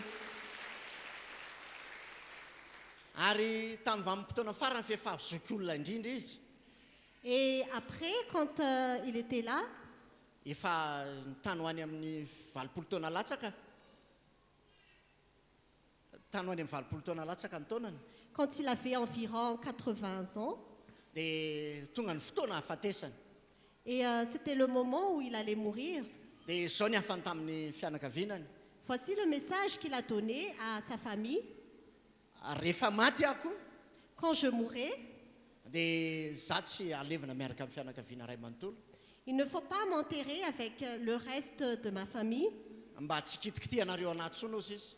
pour que vous ne me touchez plus. Satria fantany fa reo fianakavianandreo Parce qu'il savait que cette famille dia mbola tena miaina ao anatin'ny fomban-drazana. vivait encore dans les traditions des ancêtres. Dia hainao ny tiako tenenina. Tu sais ce dont je veux parler. Dia nakatohan'izany le fianakaviana ray manontolo. Et toute sa famille a accepté cela. Dia nanao lavaka angezabe mihitsy izy tamin'ny fotoana nandevenanay azy. Et c'était le moment pour l'enterrer. Dia tsy nikitihana tao tsony izy. Et on ne l'a plus jamais touché. Fa zao no nafinaritra indrindra Mais ce qui était merveilleux, c'est ceci. nanana zavy kelikely zay izy asa teo amin'ny eny taona teo. Il avait un petit-fils qui avait environ 6 ans. Dia io zavy keliny io nisy fotoana niaraka tamin'ny tany am-piangonana tamin'izany fotoana izany. Ce petit-fils était avec moi à l'église avant. Dia andeha hivavaka ny reniny tamin'izany fotoana izany Sa mère allait prier en ce temps-là any amin'ny fiangonana mahazatra ny zareo. à l'église où ils avaient l'habitude d'aller. Dia tsy nanaiky intsony io zazakely io. Et ce petit-fils n'a plus accepté. Any amin'ny fiangonana le nisy any dadabe ako no mivavaka. C'est à l'église de mon grand-père que je veux aller prier. Dia voavonjy hatramin'ny reniny io zaza io ka ankehitriny. Et même la mère de cet enfant était sauvée. Dia mbola mijoro tsara ry zareo mandraky tiany androany. Et ils sont bien debout jusqu'à aujourd'hui. Mahagaga ny fiasan'Andriamanitra. C'est vraiment étonnant comment Dieu agit. Ary zay indrindra no tiako ambara aminao androany hoe ny lelanao dia fitaovana mahavelona. C'est pourquoi je veux te dire aujourd'hui que ta bouche est un instrument pour donner la vie. Izy fahavelomana ao amin'ny ankonanao zany. Il y aura donc une vie dans ta famille. Engany hoe ka ny teny rehetra zay aleoko ny vavanao dia ho teny mahavelona amin'izay. Que toutes les paroles qui sortent de ta bouche soient des paroles de vie. raha hiteny ianao hoe hovonjena ny ankonako Si tu dis que ta famille sera sauvée dia hovonjen'andriamanitra et Dieu va le sauver, teneny foana hoe hovonjena dia hovonjena izy dis toujours qu'il sera sauvé et il sera sauvé. tsy hainao mihitsy mantsinaindray ny fomba fiasan'andriamanitra Parce que parfois tu ne sais pas du tout comment Dieu agit. fa rehefa hiteny foana ianao izany zavatra ambarako aminao zany dia tena izy famonjena tokoa Mais quand tu parleras toujours et il y aura vraiment le salut.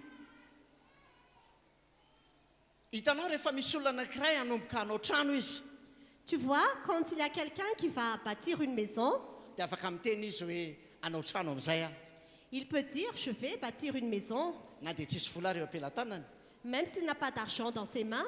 fa rehefa teneniny foana zany dia tonga amin'ilay izy Mais quand il va toujours le dire, l'argent va arriver dia vita le trano et la maison sera terminée.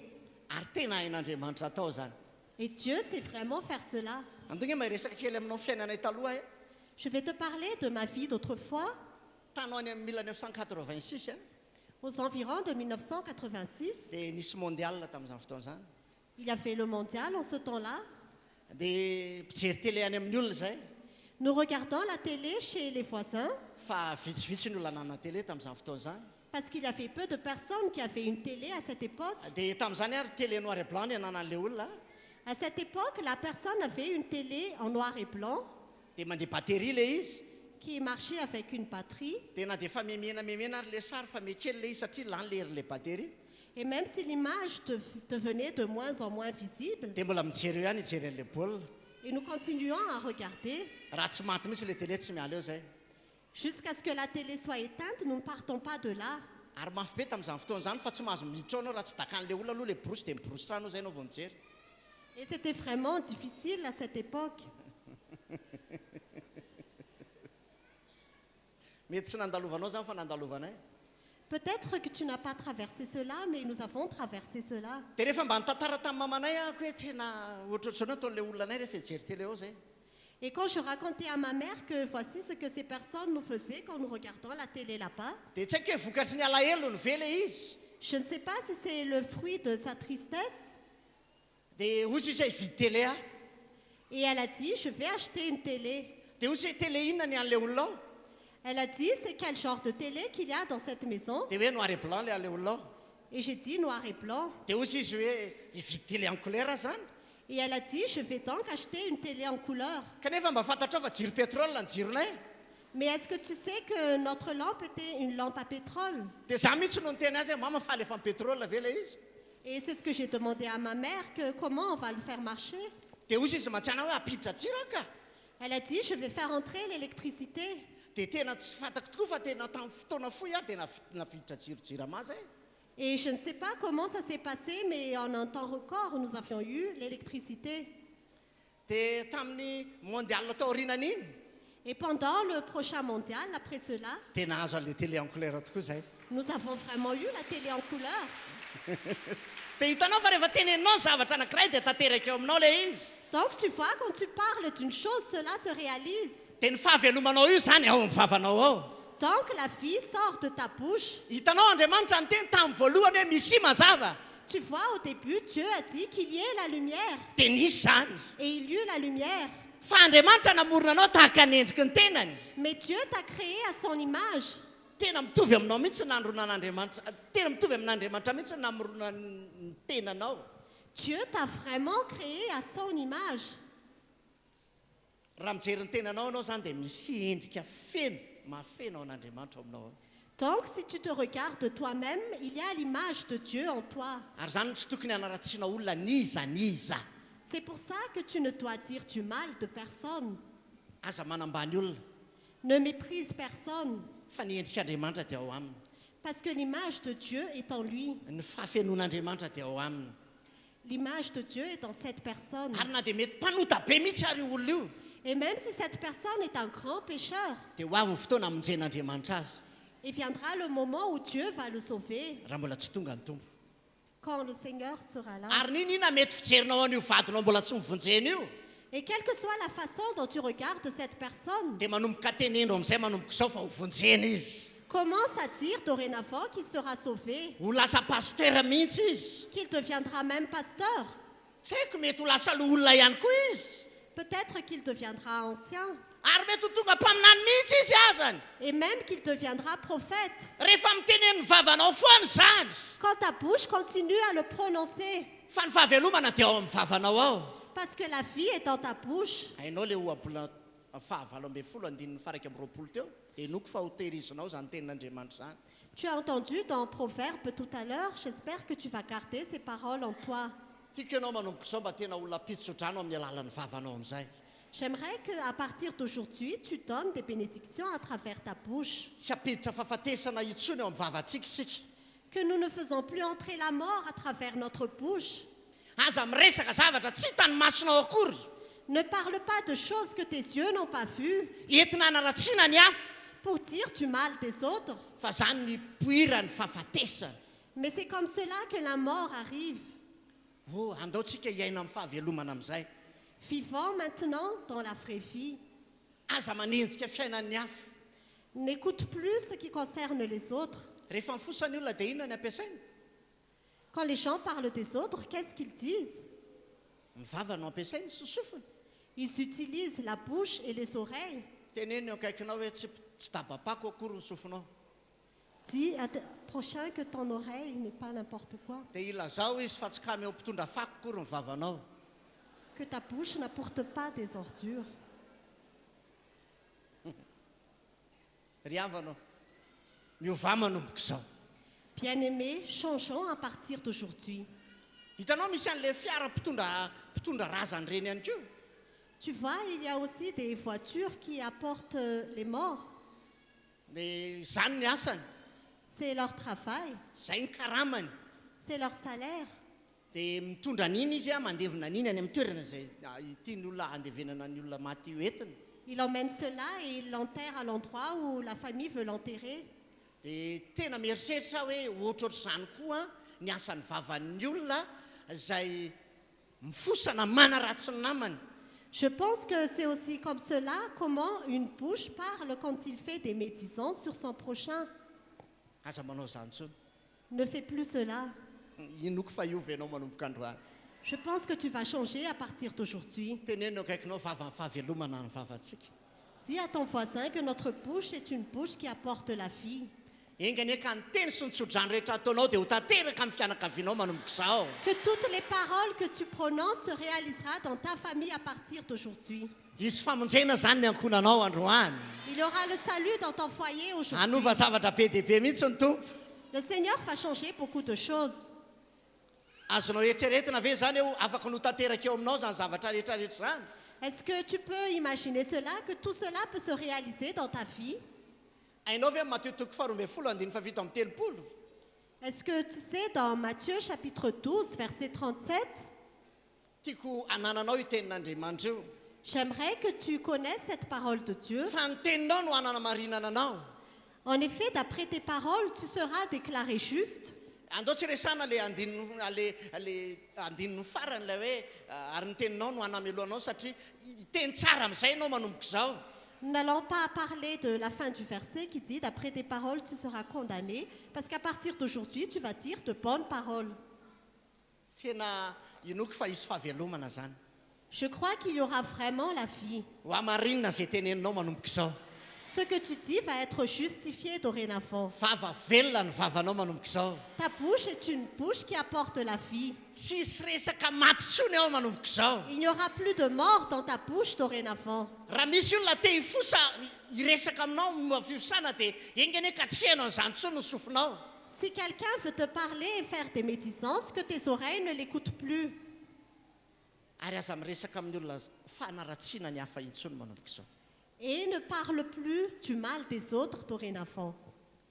Tsika inona mahatonga ny olona manao an'izany toetra izany? Je ne sais pas pourquoi les gens font cela. Mahafinaritra ny olona miresaka olona. Cela fait plaisir aux personnes. Fa za milaza aminao fa tsy fiainana mahafinaritra zany. Mais je te dis que ce n'est pas une bonne vie. Raha vao mitady hiresaka zany ilay olona dia avolio ny resany. Si quelqu'un veut parler de quelqu'un d'autre, change de sujet. ingane ka tsy ho mpanaratsy olona intsony ianao manomboka izao Que tu ne médises plus personne dorénavant, fa hanomboka ho vava mahafinaritra ny vavanao zany manomboka izao. mais tu vas dire de bonnes paroles à travers ta bouche à partir d'aujourd'hui. Amen. Amen. Amen. Amen. Aovaka itsika ny Petera voalohany toko fahatelo andiny fafolo izay endriky ny sodrano izay ity na ho ambara aminao amin'ity androany ity. Nous allons lire 1 Pierre chapitre 3 verset 10 aujourd'hui qui concerne la bénédiction que je veux te parler aujourd'hui. Dia izao ny ambarana. Voici ce qui est écrit. Fa na iza ozy maniry fiainana sy tahita andro soa aoka izy hiaro ny lelany amin'ny ratsy ary molo mba tsy teny fitaka. Si quelqu'un en effet veut aimer la vie et voir des jours heureux, qu'il préserve sa langue du mal et ses lèvres des paroles trompeuses. Hitanao amin'ny ratsy ozy izy. Tu vois ce qui est écrit? Ingane ka hiaro ny lelanao, hiaro ny vavanao amin'ny tevolo mihitsy ianao ka tsy avilanao ho ampiasain'ny tevolo ny vavanao. Protège vraiment tes lèvres et ta bouche contre le diable et n'accepte pas qu'il les utilise.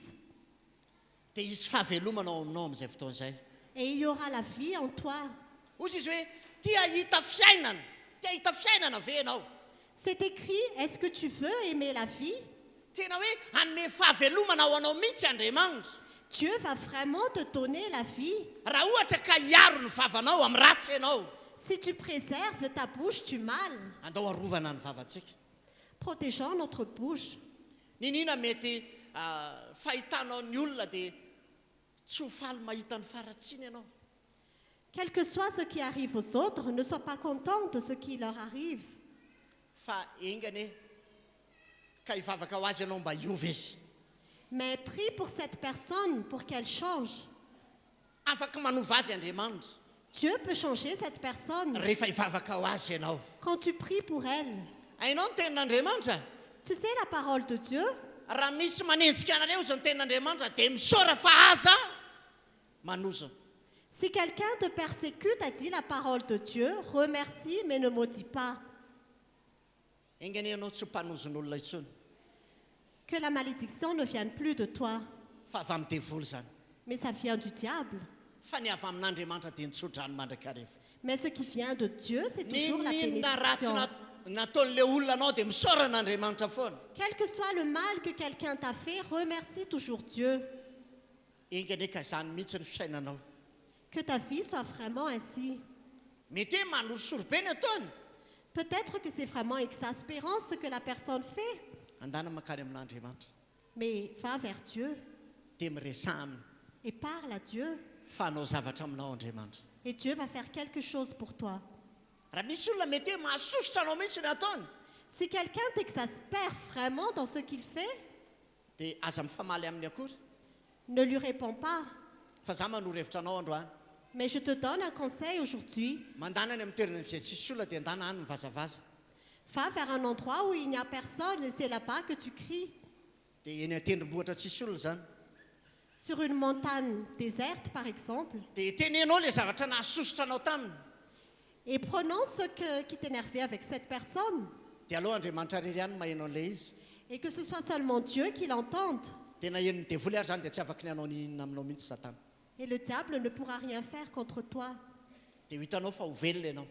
Et tu verras, tu auras la vie. Dia izay tenenao rehetra teny fahavelomana amin'izay. Et tout ce que tu diras seront des paroles de vie. Amen. Amen. Izy zavatra hiova zany ao anatin'ity farany taona ity. Quelque chose va changer en cette fin d'année. Ianao ve le anisan'le manana vadiny famaly lava aminao le vadinao? Est-ce que tu es une personne qui se dispute toujours avec ton conjoint? Na ihany koa mifamaly lava aminao lay reninao na ilay zanakao? Ou est-ce que ta mère ou ton enfant se dispute souvent avec toi? Na mety mifamaly lava aminao koa ny zanakao lahy na ny rainao? Ou alors que ton fils ou ton père se dispute souvent avec toi? Dia ohatrany hoe sarotra be mihitsy ny fifampiresahana. Et il semble que c'est très difficile de leur parler. Dia za manoro-hevitra anao androany. Et je te conseille aujourd'hui, Aza manosina azy. ne les maudis pas, Fa mitsofa rano azy. mais bénis-les. Fa ho hitanao fa hisy fahavelomana ao anatin'ny tokantranonao. Et tu verras, il y aura la vie dans ton foyer. Ary mino tena mino aho fa ty farany taona ty izy fianakaviana maro be dia maro be ho vonjen'Andriamanitra amin'ity farany taona ty. Et je crois qu'en cette fin d'année, il y aura beaucoup de familles que Dieu va sauver en cette fin d'année. Ain'Andriamanitra zany. Dieu sait le faire. Rehefa manomboka atsofinao rano foana izy hoe ho vonjeny ty vadiko ty, ho vonjeny ty zanako ty, ho vonjeny ty reniko ty, ho vonjeny ty raiko ty. Quand tu commences à le bénir tout le temps et que tu diras, Dieu va sauver ma mère, Dieu va sauver mon conjoint, Dieu va sauver mon enfant, Ny vava no ampiasaina amin'izany. il faut utiliser la bouche. Tsy ny fihetsikitsika ry havana no hanamarinana antsika fa ny vavantsika. Ce n'est pas nos attitudes, bien-aimés, qui vont nous justifier, mais c'est notre bouche. Ary hitantsika ny tantara rehetrarehetra dia manambara an'izany. Et toutes les histoires racontent cela. Raha mamaky ny baiboly ianao, Si tu lis la Bible, hainao tsara ny tantaran'ny Davida sy Goliath. tu connais bien l'histoire de David et Goliath. Fa raha vao nanomboka tonga teo amin'ny sahanady Davida, Mais quand David est arrivé sur le champ de bataille, dia tonga dia tsy nanaiky ny vavany fa tsy maintsy niteny izy. sa bouche a parlé. Dia niteny zavatra tsara izy. Il a dit de bonnes paroles. Hozy izy hoe fa ahoana sy ahoana ny atao amin'ny lehilahy izay mahafaty an'io Filistine io. Il a dit, qu'est-ce qu'on va faire à cet homme qui va tuer le Philistin? Satria ny miaramila Saoly rehetra dia natahotra an'io Filistine io. Parce que toute l'armée de Saül avait peur du Philistin. Fa rehefa tonga Davida dia tsy tahaka ny fihetsika olo ireo ny fihetsiny. Mais quand David est arrivé, il n'a pas agi comme ces autres personnes. Fa ireo olo ireo sady nangovotra no mivadi-pony natahotra. Mais les autres, ils avaient peur, ils tremblaient et ils étaient effrayés. Fa i Davida tsy mba tahaka izany. Mais David n'était pas comme cela. Fa tonga izy dia niteny Il a tout de suite parlé. ny amin'ny fahatsaran'Andriamanitra. Il a dit de bonnes choses sur Dieu.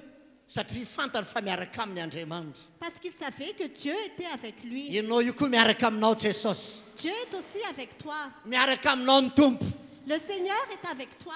Le mpanjaka ny mpanjaka miaraka aminao. Le roi des rois est avec toi. Le tompony tompo miaraka aminao. Le Seigneur des seigneurs est avec toi. Le be voninahitra miaraka aminao. Celui qui est rempli de gloire est avec toi.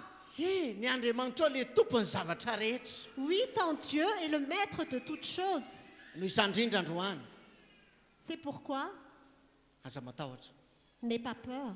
Tenino Parle, fa mpandresy ianao. car tu es victorieux.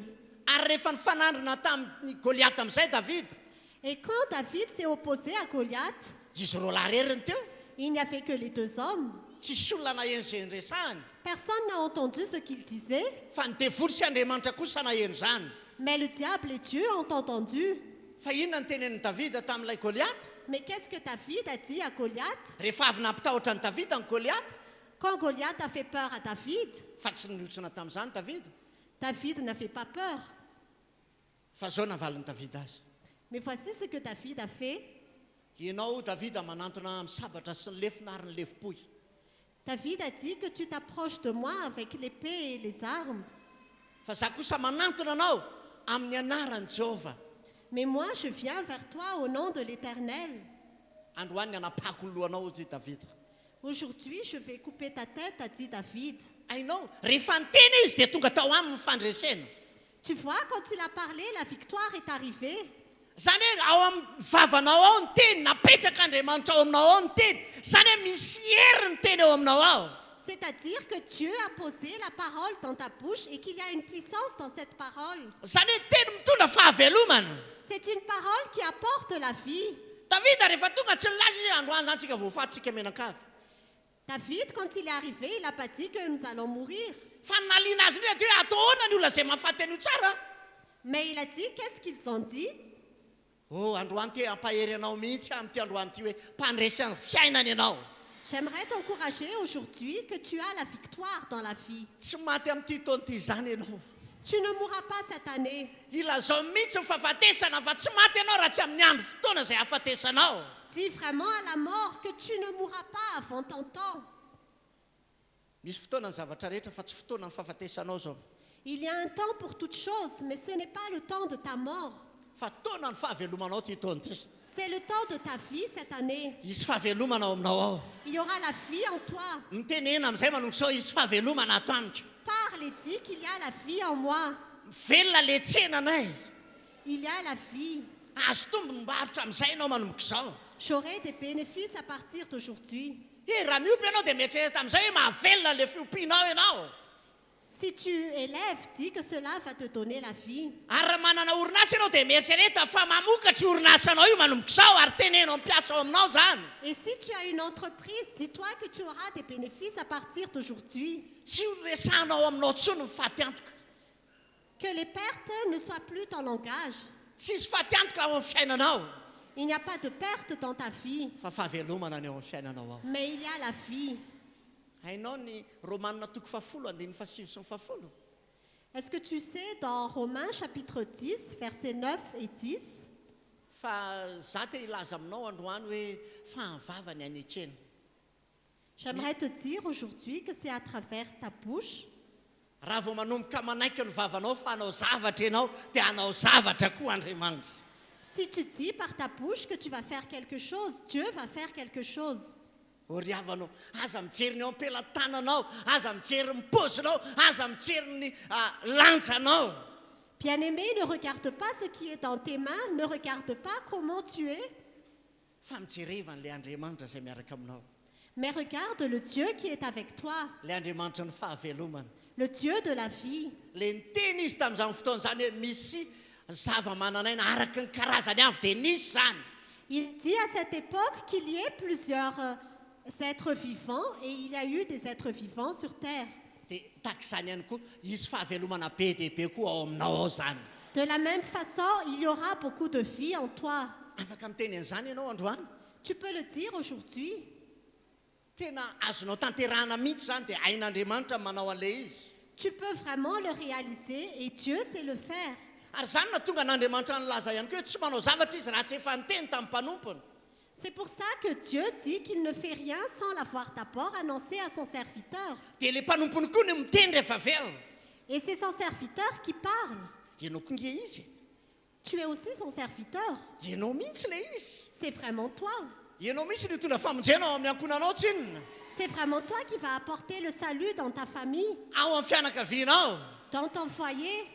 Mety ilaza ianao hoe izay ve dia isy heno. Fa hieno anao amin'izay izy manomboka izao. Peut-être que tu te dis que personne ne t'écoute jamais, mais ils vont t'écouter dorénavant. Mety hoe mampimeny olona angamba raha miresaka ianao.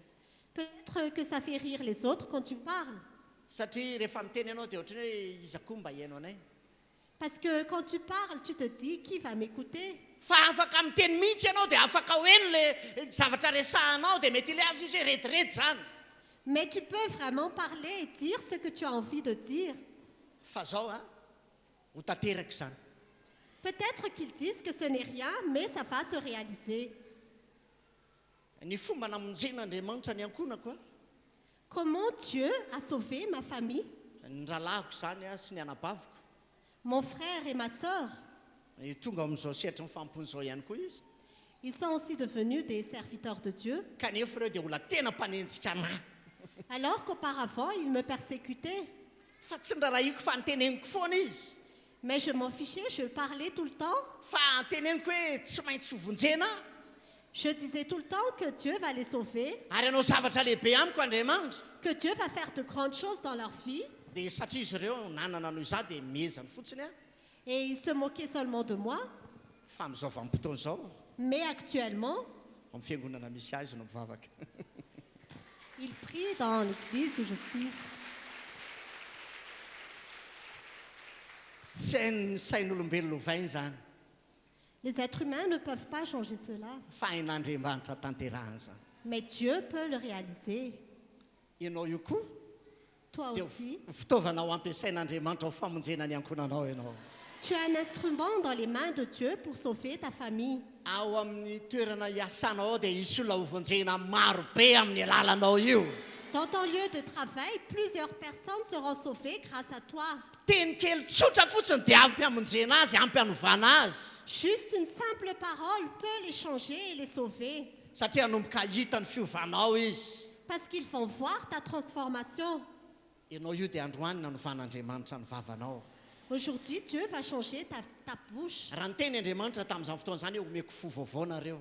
Dieu a dit en ce temps-là, je vais vous donner un nouveau cœur. dia androany koa andriamanitra nome vava vaovao zany andriamanitra Et aujourd'hui aussi, Dieu va donner une nouvelle bouche. mety aminao ve zany Est-ce que cela te convient? mety aminao ve zany Est-ce que cela te convient? za zao taloha Moi, avant, tamin'ny fotoanandro mbola tsy pino a quand je n'étais pas encore croyant, dia rehefa tezitra aho mbola kizikizy kely a tamin'izany dia rehefa tezitra ahko quand j'étais en colère, j'étais encore jeune, mais quand j'étais en colère, dia izao no teneniko an'lay olona mampatezitra anahy voici ce que je disais à la personne contre qui j'étais en colère. latsahako mivaratra eo fa Je vais faire descendre la foudre sur toi, kanefa za olona tsy mahay mandatsabaratra koriny alors que je ne sais même pas faire cela. tena tsiaro aho fa rehefa nisy asa nataonay niaraka izay Et je me souviens que quand nous avons fait des œuvres, satria nitaona briky izay tamin'izay fotoan'izay nous avons porté des briques. dia nisy akizikizy kely maromaro teo Il y avait plusieurs enfants à côté. dia nisy zanak'olona tsy pino fa lasa pino ao aminay koa le tovolahy kely eo amin'ny 12 taona eo Il y avait un enfant qui avait 11 ans, qui n'était pas croyant. dia natsipon'io rahalahy kely io a le briky dia natsipon'le ranabavy kely anankiray le briky dia totona teo tapindohan'le rahalahy kely io Une fille a lancé la brique et c'est tombé sur la tête de ce garçon. dia nitomany izy Et il a pleuré. dia tezitra izy Il était en colère. nefa izy tsy sanika azy tanana an'le vehivavy Mais il n'a pas osé frapper la fille. fa zao fotsiny teneny latsako mivaratra ianao Il a juste dit, je vais faire descendre la foudre sur toi. dia natsiaro an'le teniko tamin'izany fotoan'izany koa Et je me souvenais de la parole que je disais en ce temps-là. ohatrany hoe teny mandeha ho azy eo amin'ny vavan'ny olona zany On dirait que c'est une parole qui sort comme ça de la bouche des gens. dia rehefa tonga tany an-trano dia ozy le zanako vavy kely anankiray Et quand je suis arrivée à la maison, ma fille a dit, satria enon'io zanako vavy io zavatra andresandro zareo parce que ma fille a aussi entendu ce qu'ils avaient dit, ozy izy hoe tena mahay mandatsabaratra tokoa ve iny ankizylahy kely iny elle a dit, est-ce que cet enfant sait vraiment faire descendre la foudre? dia ozy ake mba teteny fotsiny izy Et je lui ai dit, non, il voulait juste parler. dia nanontany ahy izy hoe tena misy olona mahay mandatsabaratra tokoa ve Et elle m'a demandé, est-ce que quelqu'un sait vraiment faire cela? dia izy hoe tena misy olona mahay an'izany Et je lui ai dit, quelqu'un sait vraiment le faire.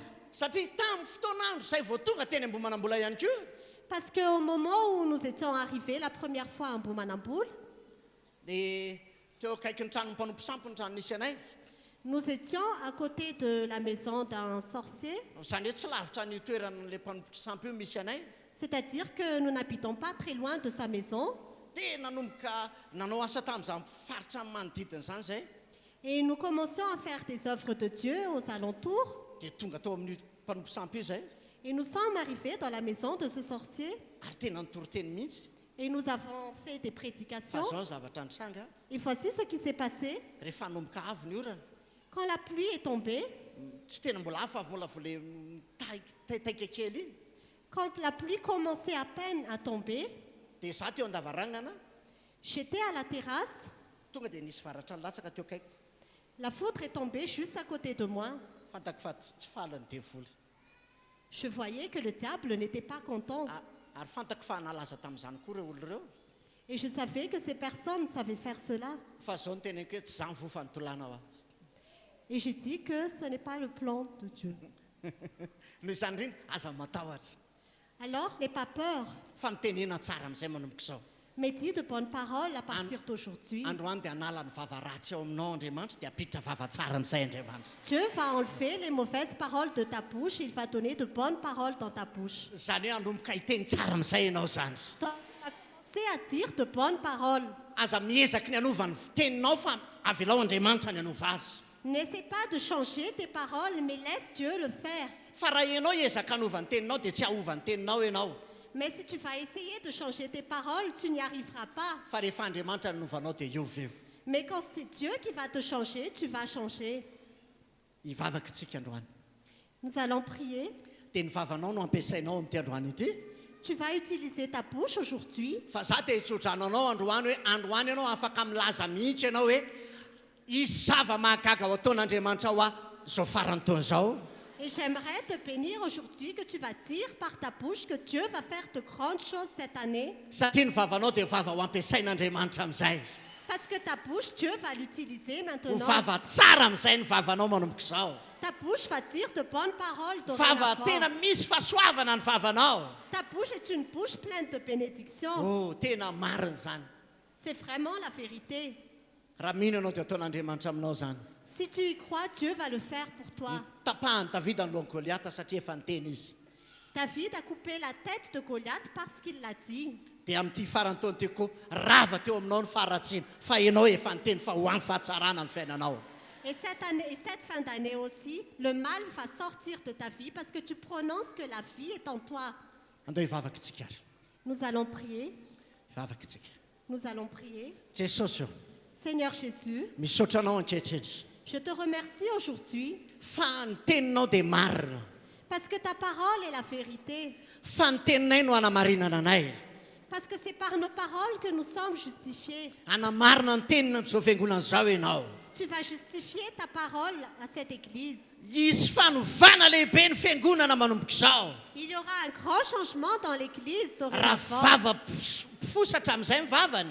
Les paroles qui faisaient des médisances auparavant, Raha mpanaratsy ny vavany hatramin'izay. les bouches qui disaient du mal auparavant, Na ihany koa mpanakiana ihany koa hatramin'izay. les bouches qui disaient des accusations auparavant, Na iza nataony an'izany hatramin'izay quoi qui s'est passé auparavant, dia manomboka androany. à partir d'aujourd'hui, Dia tsofoko rano ny vavany Jesosy. je bénis leur bouche, Seigneur. Ary mivavaka ho azy ireo ihany koa aho.